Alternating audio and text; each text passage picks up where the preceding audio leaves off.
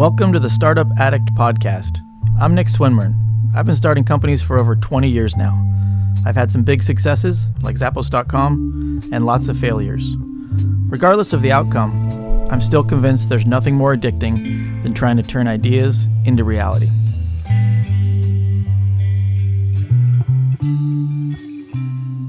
All right, welcome to episode number 10 of the Startup Addict. We actually just technically 10B. 10B, yeah. There's 10A, which will never be seen by man. Never be heard by man or woman. Should release that for like the season finale. Yeah, that's the outtakes with all the lawsuits. But today we're going to be talking about things we will never do again in business. Episode 10. Yeah, so. You'll never do them? I'll never do them. I never do anything bad. I'm near perfect. I'll never do them. Swear to God, we'll never do them. I will say I'll never do them, but can't guarantee it. So what is your one, or I guess, what's top on your list? First is not have a plan for money. Yeah? Which could fall under many things, right? So I would never, and all of these I've done in the past. I'm saying I wouldn't do them again. So you don't walk in the store, ask for something, and not have a way to pay for it. Exactly. Okay. Perfect. But I also wouldn't raise money without a plan. So at Zappos, we raised the friends and family $150,000. I didn't really have a plan. I just knew I needed money to start and to get to whatever the next stage was. There's someone at the door, but I didn't know what the. I didn't have a specific plan. I didn't have enough experience to even know what the plan should be. But I thought the most important thing was just get started, and in that situation, it worked out. We got to the next round, and we got, after a bunch of meetings, we're finally able to raise $500,000 and then keep going from there. But that was more, it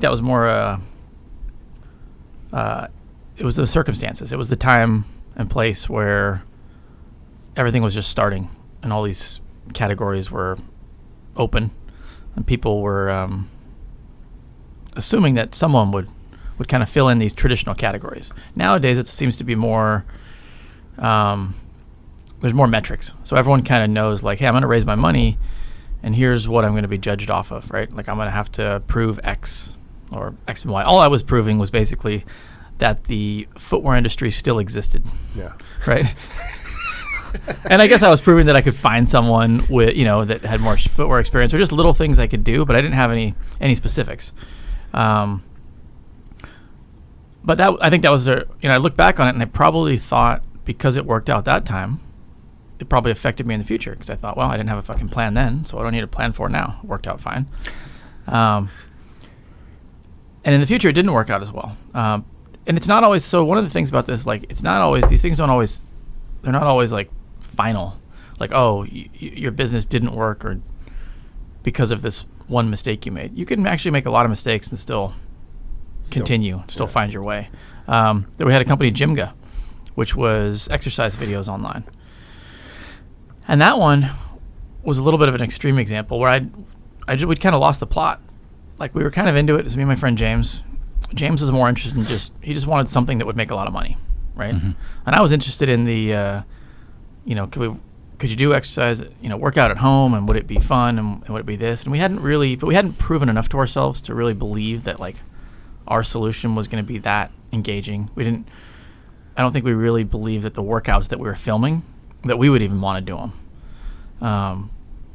It was like we still believed in the overall idea, but the more little pieces we did, I think we became a little less sure if this was the right thing for us specifically to be working on. But we were already working on it. So we went into, I look back at this, and I wish I could remember more about these meetings, but we went into meetings with, pretty well-known investors, a guy, Steve Anderson, and other guy, Tim Chang. We went to these meetings to raise money for Gymga. And for me, it was weird, because we're trying to raise money for this thing that I'm not even sure if we're doing it anymore, right? Like, I don't even really want to do it. That's awkward. And there's a part of me that's sitting there going, why am I in this meeting? Like, what if he says yes? What are we even going to do, right? James was he was a little bit more able to look at it like a game. Like, I have a mission in this meeting, which is to raise this money, and so I'm going to do that, right? It's harder for me to kind of snap into that mode. But we didn't raise, fortunately, or unfortunately, however you look at it, we didn't raise the money. But a big part of that was because we went to that meeting without a plan. So, like, even though we didn't want to do it, you can't talk to an investor about something and ask for money nowadays without having a plan for what you would do with it. It's funny. I was approached a couple months ago by someone, introduced from a friend of a friend, and I just said, I don't really invest in things, but they sent me a deck and a long email about how excited they were and how this was, really, they were dedicating their life to it, and it was this big thing. And then I randomly saw, like a few weeks later, they'd shut it down. So, it's not an uncommon situation. Like a lot of people are in that boat, right? Like where you've already been told no by everyone. You get to that last thing, and it does, so either there's still only one or two situations. One, they really did believe in it by the time they met with me. But I was kind of like, by the time they got to me, it was like the end of the road. And like, if this guy doesn't say no, then, doesn't say yes, then nobody's going to say yes. Or they were starting to waver on it and they weren't sure if they wanted to continue doing it. And I just came along in that process near the end. But when I read that, I thought of like, shit, I've been there. I've been there in a meeting with telling someone, yes, I'm 100% committed to this when I really... For the rest of my life. Video idea for exercise is really going to take off. Yeah, and he probably knew the fact that we didn't know what we would do with the money probably was a good indicator that we weren't that passionate about it. But then there's smaller examples like Dethrone, which was a clothing brand based around MMA. Still is. My brother runs it now. But that one we got caught up in... When we launched, we thought we had two advantages. One, we thought we had a design perspective that we thought fit right between what was already out there, and two, we thought that we could identify up and coming fighters that we could get them on the way up, so we could not pay the top prices, and they would have during the course of our deal evolve into champions, and they did. We signed a lot of guys that and a handful of guys that went on to become champions from their first televised fight to being champions while wearing Dethrone. But the challenge we had was over time, even in the beginning, when we were paying them, and more so over time when some of their deals came up for renewal, we were basically paying them based on what the going rate was and what other companies were, and like, we don't want to lose them, right? Like you have situations where you're like, I don't want to. It was really hard for us. Like Cain Velasquez, for example, he would kind of been with us since his second fight, and he was kind of like the face of the brand. But he became champion. He beat Brock Lesnar wearing Dethrone, but ultimately it's a short career, and more and more people all of a sudden, you're the champion, we want to throw more money at you. But we, whether it was him or other people, as the prices went up and now there was more competition, it wasn't like a relatively unknown guy that we were kind of focusing on. We'd pay these prices just to match it, but then we hadn't thought about like, well, how many shirts do we have to sell to make this worthwhile, and how the fuck are we going to sell that many shirts? Yeah, right. Was there any measurement that you can do to see when you invest in a fighter to see what the return was? We could get an idea of like what was going to happen, but as dumb as it sounds now, like we knew that other than Cain during the year when he won the championship, no one else was going to pay for themselves. Yeah. I mean, Conor McGregor, when we sponsored Conor, like the year he kind of burst onto the scene, that was good. Yeah. And with him, we'd actually, by that point, we'd learned. So when he got to when we got to the end of our deal, and they wanted a gigantic increase, it felt the same way. Like, oh man, now our brand is really associated with Conor. What happens if we don't have Conor anymore? It's going to hurt the brand. But at the same time, we realized, but paying him more than the brand can afford, or more than the amount of stuff we're going to sell, doesn't make any sense. We've already been down that path, right? We've spent too much money. Nacho, I've got shitloads of examples of this. Apparently, this it might be a miracle if I don't make this mistake again. But I'm just saying, there's all these different ways. For number 2, like most of the problems I look back and wish I could change were all about not having a really clear vision on money. Like Nachoria, when we opened the restaurant, we had an overall budget, but I wasn't really sitting there on each level and each line item, checking, how much is that one? How much is that one? All of a sudden, a few of them go over. A contractor sends you a bill that's like not, narrowed down by line item, and it's like all of a sudden you're way over budget, right? Which even Basecamp gave the CEO at the time came up with his own budget, right? And it seemed like, that seems high. But he had, he could always have an explanation for why we should do it, and it was a logical explanation. problem was I was too lazy, or I just didn't want to deal with going through each item line by line, or I didn't want to deal with pushing back on things and then having someone get defensive and then having it just nonstop, kind of conversations about that. And I also felt like, well, shit, I wasn't there in the beginning when he was first negotiating this one item, so it's hard. It's not really fair for me to jump in now, even though it doesn't seem right. But the reality was, no, I should have. A, I should have been there in the beginning and had at least a more general understanding. And B, I should have pushed back, because it doesn't just affect you in the moment, right? Like Basecamp, we could afford to spend too much, or I guess the company couldn't really afford. I could afford to spend too much on a gym.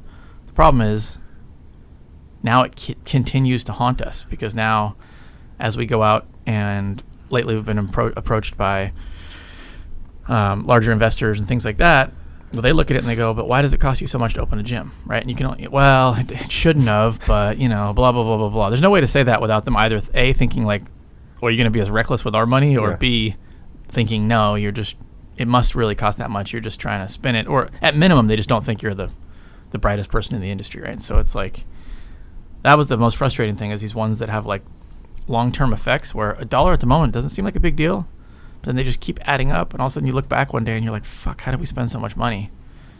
And it either throws off your enthusiasm, right? So I've had projects where I'm like, just not as enthusiastic about it anymore, because I already spent too much money and I don't really feel like putting more money into it. I wish I would have been more careful with the money in the beginning, because maybe I would have been fine spending X, but I don't want to put more on top of that. So is there any situation you would say that raising money without having a plan is a good idea? Like in your situation with Zappos, it was because it was a brand new industry. Yeah. I mean, raising the money without a plan is not a bad idea, right? Oh, that's true. I mean, in theory. I think if you can pull it off, yeah. I should do it right now. If you can get someone to do it, I just think raising money without a plan might be hard. You've been the best salesman of all time right there. But there are people, I was talking to a guy from the Warriors group the other day, and he was asking me if I knew I think he was calling it a blind fund. What's a blind fund? I was like, well, I basically got, I made a few calls, and I got about $300 million that I can raise, and it basically, but then I have to figure out what to do with it. I'm just like, man, that's just a different fucking world that I live in. Like, what the fuck are you talking about? Such a shitty problem. But the thing is, when $300 million. When I do a fund like that, I'm basically telling him, hey, I'm going to raise this money, and I'm going to find a bunch of undervalued assets, and I'm going to either consolidate an industry or buy a bunch of things. Crooks and goons. Yeah, crooks and goons. And I was like, wow, you can do that? He's like, yeah, but what you can't do is you can't raise money in a blind fund and then then put that money into an unproven idea that you've just come up with. It's kind of like it's just based on the numbers and blah, blah, blah. And I was like, oh. But I thought it was crazy. But I think there's other people, a lot of times that an entrepreneur will have a good exit in a good company, and people will just be like, hey, we'll give you money on whatever the next thing is we want in. Here's it's kind of like the same thing, I guess, of being an entrepreneur in residence at some of these VC firms, where it's basically like, hey, we want you in here. I want you to look at a bunch of deals. If you see something you like, we'll fund it, and you're going to head it up. I don't think anyone's ever had that level of confidence in me from the outside. So never fucking. Here you go, Nick. Yeah. Dennis gave me a couple bucks the other day. I thought that was good. He said, hey, get me whatever you want to get me at Phil's, which I did not. It also sounds like having a plan and having a good idea of, or a sound idea of where your money is going to go, how you're going to spend it, helps with those difficult conversations on the back end or in the future where those expectations aren't being met.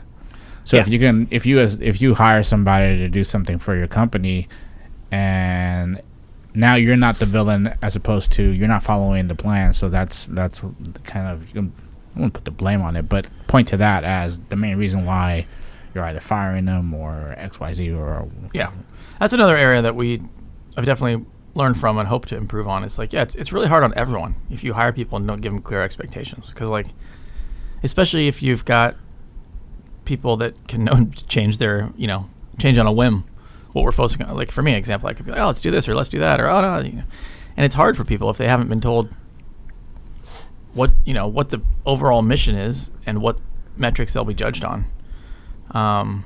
It's almost like as an employee, it's almost hard to have control of your own destiny, because you're like, I don't even know what So I think as an employee, it's the same thing. It's your money. You're getting paid.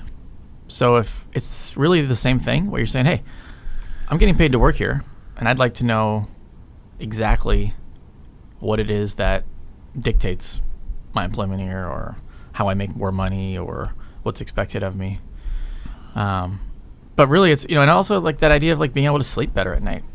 I think it's usually these financial decisions. It's either financial decisions or personal, interpersonal, whatever, people decisions that keep me up at night. And the majority of the financial decisions are just not knowing. Either realizing, what an idiot, I should have fucking known that. Or realizing like, this doesn't feel right. Like, I don't really know. If someone asked me right now, like, okay, how much do you need and what do you hope to have happen? There's times where I couldn't even answer that, which then is like unsettling, right? It's like that little, it's like having a bunch of emails in your inbox that you haven't gotten to, that every once in a while you lie in bed and you're like, fuck, I forgot to reply to that one again. And it's like you do it the next day. Which leads me to the second thing, which is, the other mistake made is like ignoring your gut. Like, it's got to be there for a reason, right? Now, everyone's gut isn't the same, so it's not like all of our gut instincts can be right? I mean, there's got to be some things where this is wrong or right, but our gut tells us different things. But usually our gut is just telling us for our own self what is wrong or right, or what we should do. And a lot of it's like knowing, going back to money, it's like, this doesn't feel right. This feels like too much money, or this lease feels too expensive, or how is this going to pencil in the end, or shouldn't I be asking these questions, or how the fuck is that going to work? Just basic things that just nag at you, is your gut basically telling you like, hey, are you sure you've thought this fully through? Or you need explanation to... That's what I was going to say. I think some of it is, while everyone's gut isn't always right, or intuition is, but I think that it's what is universal is this idea of once you feel it, it's really just a call to get more educated about something. Whether that means looking at your spreadsheets more, looking at your plan a little deeper, or asking some sort of question to help you calm yourself. I think that's pretty universal in terms of everyone's gut feeling. Yeah, and whether it's a business or a job, like it's kind of just like watching Shark Tank, right? The people that can answer the questions. You just, there's nothing more frustrating than hoping someone doesn't ask you the question because you can't answer it. It's like not studying for a test, right? And you're just hoping like maybe the test will get fucking canceled, or someone pulls a fire alarm. No big deal. Hopefully, multiple choice, every question's the same, and I can just fucking wing it. But there's nothing worse too as a asking someone who's responsible for a department questions and them not being able to answer it. And then it just makes everyone unsettled because it's like, oh shit, they don't know, and the person's like, I don't know. But it's not always like one little thing. Like when I was working on Stagger, which was the apparel customization thing, there came a point where I knew it wasn't the design-centric company that I envisioned and I was passionate about. It was going to be more of a manufacturing company, which I wasn't passionate about, and which the machines were temperamental. And so my gut was like, yeah, stop. But my ego and I don't even know what else, the fear of like failing or what people think overruled my gut, right? Would you see yourself convincing yourself that everything was okay? No, I wasn't convinced that I was okay. I was just more like, we're going to figure this out, or I can't fucking stop, or I've already spent so much money. How could I, might as well spend a little bit more. Yeah. It's just like playing fucking blackjack, right? Yes. Like, usually you play blackjack for whatever reason. It doesn't make any sense, but you sit down, you always lose in the beginning. Yeah, but that's some people. Yeah. Not everybody. Not me. And you've shifted now where you're just trying to get your money back. And then at some point it just becomes like, well, I've already fucking lost this much. I might as well put some more out there. Yeah. Business is the same thing. And it's just hard to... I can win it back. Yeah. It's hard to walk away. The only difference is in blackjack, really, the reason you can't walk away is either because you need that money back or because you still believe the tables are about to turn, you're about to get that money back. In business, it could be you don't believe the tables are about to turn and there's no way to get your money back, but you still... something about it, like I've already spent this much, I got to keep going. At least that's happened to me, and I think it happens even if it's not the same kind of frivolous approach to money. Like people still have things where they spend a lot of time working on, and then something happens, whether they find a competitor or realize there's a flaw in their thought process, and it just makes it a little less exciting. But whether it's because they've been telling all their friends that they're working on this new project, or they were already kind of seen ahead and they it's just hard to now realize that this, this future you've daydreamed of with this company doesn't exist. You still keep going, whether it's money or time. Thread Life was another example where I think we had a really good product. I still think if it existed today, I think it would be a really good product, but we took too long to get that product up. We tinkered with it a little too much and kept adding features and feature overload, whatever they call it. And also the developers, whether we didn't have enough of them or it was more complicated than anticipated, it just took a long time. So we went from seeing an opportunity where there was no competitor to all of a sudden, after we should have launched, watching Vine launch and get a bunch of momentum. I'm watching Instagram video launch, and it's like, how the fuck did this happen? We were supposed to launch before all these things, which we weren't even aware of, and now we're launching after them all. And so I look back at that and I think, you know what? We should have been a little bit we should have been realistic with ourselves. When those things launched and had like huge success, we should have said, hey, does this affect honestly, does this affect like our chances? And what we did at the time was we more thought, no, ours is better, ours is different, ours is better, ours is different. And we stopped thinking about like, okay, subjectively you can make an argument that it's better or has more features, but like based on the behavior we're seeing with people adopting these other ones that are out there, even if we're better, do enough people need something better, and so, but it seemed like, we've done all this work and we haven't even fucking launched this thing. We got to see it through, and we've already engaged a PR agency, and like, but we could have just stopped. Yeah. Wait, how long after? I don't remember. I think we talked about that on an earlier one. I couldn't remember either, but we just couldn't stop. So, we did stop, but not completely, right? So it's kind of like, you start, it's out there, you start changing, you start like adjusting your story based on your expectations. So it's like, people will be like, hey, how's it going? It's all right. We just kind of, before it was like, it's going to be fucking massive. And you're going to sleep thinking like, what are we going to do with the fucking IPO? And like, we're going to wake up tomorrow and everyone's going to be like, you're the next Facebook. And then it over time it turns into, that's all right. I mean, now we're just, we're cool. Project. We're sitting out there. We're just kind of, we're just evaluating it, seeing how it goes. Yeah. We're not trying to blow this thing up. We're just putting it out there. But you're just BSing yourself and everyone else to try to give yourself a graceful landing. And really, there would have been no shame. And now it's not always right. It's not always right? It could have been that if we were super, super passionate about it, everyone, right? Because we needed all of us to have the ability to make something like that. Then maybe we would have found ways to push through and just keep going. And maybe we were thinking it was like going to happen too quickly, right? And so we saw these bumps in the road, and maybe we would have thought, hey, we're in it for fucking the next 5-10 years. Like, let these guys get all this fucking buzz in the beginning. We'll just keep making a better product, and eventually we'll chip away at them. Yeah, take over. But that wasn't what we were thinking. Good story. Wow. The good stories are always about losing money. I feel better.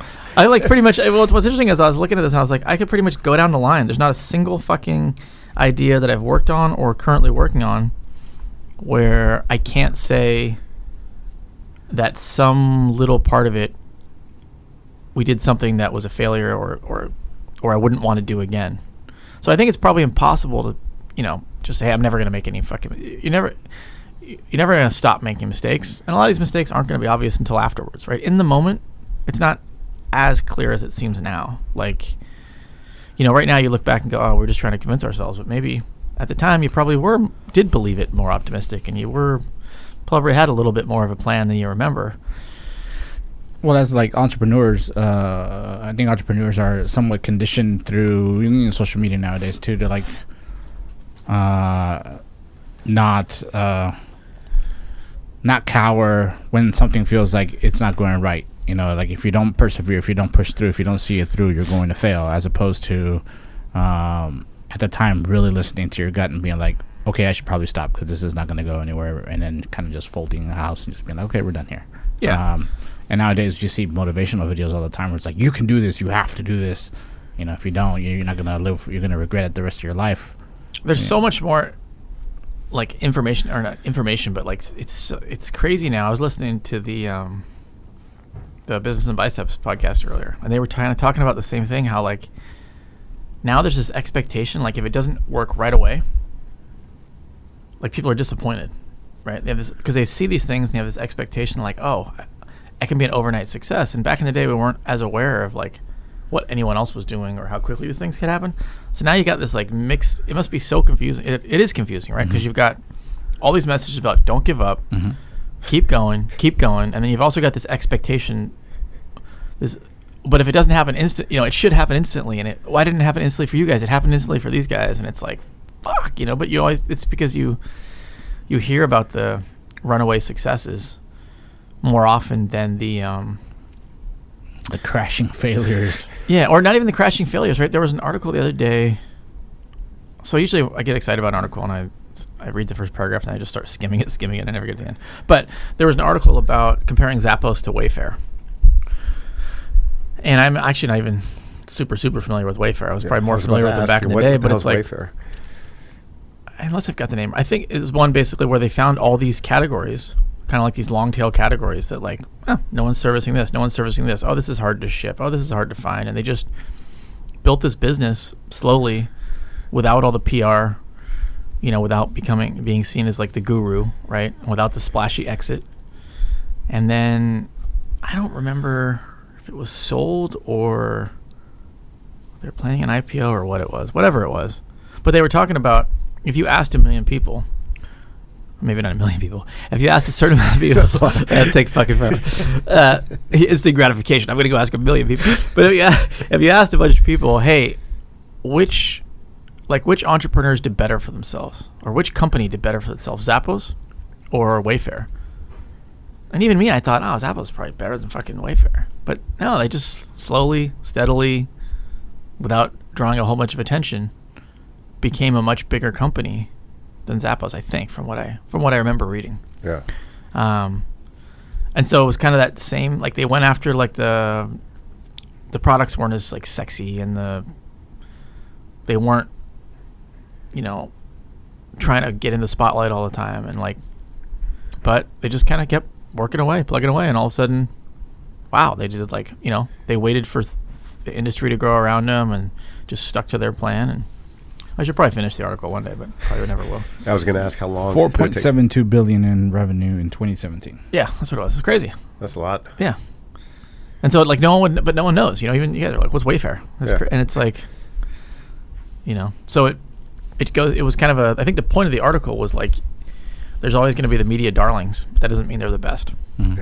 Yeah. And there's always going to be the quick thing, but it doesn't mean that's always the best. But I still don't have to. The fucking hardest thing in all of this is like when to quit and when to keep pushing. I don't think anyone has that answer as a rule of thumb. Mm-hmm. But like, I think all you can do is like identify when your gut is screaming there's something wrong. Don't ignore it and just figure out like what is it. And a lot of these things you can overcome. You can overcome most mistakes in business. You can overcome. But if you ignore them, that just becomes a bigger problem. It's like you're the only person that can tell whether to keep going or not. Like if your gut's screaming. Or yeah. Your gut's screaming something's not right. Yeah. It just means you got to listen to it and either adjust or educate yourself. I think that's just ask the right questions. Yeah. Yeah. Oh, the right people. Whether that's someone who works in a company and you're like, well, what are my expectations as an employee? And then also just, from an entrepreneur's sake, trying to figure out where your money is going, how is it being spent, and if you can pivot to something that's a little more, I won't say frugal, but smarter, I guess. Yeah. Yeah, I think it is true education. I mean, that's the thing for me is like, it's hard for me to take the time to learn things because when I start reading, I just start getting excited about some other idea that's sparked. But like, there's little things. I even noticed like this morning, right? We were out looking at a new potential location for Nacheria, and when the landlord was asking questions, I was like, we can speak about. We don't have to feel like we can speak perfectly comfortably about the restaurant business.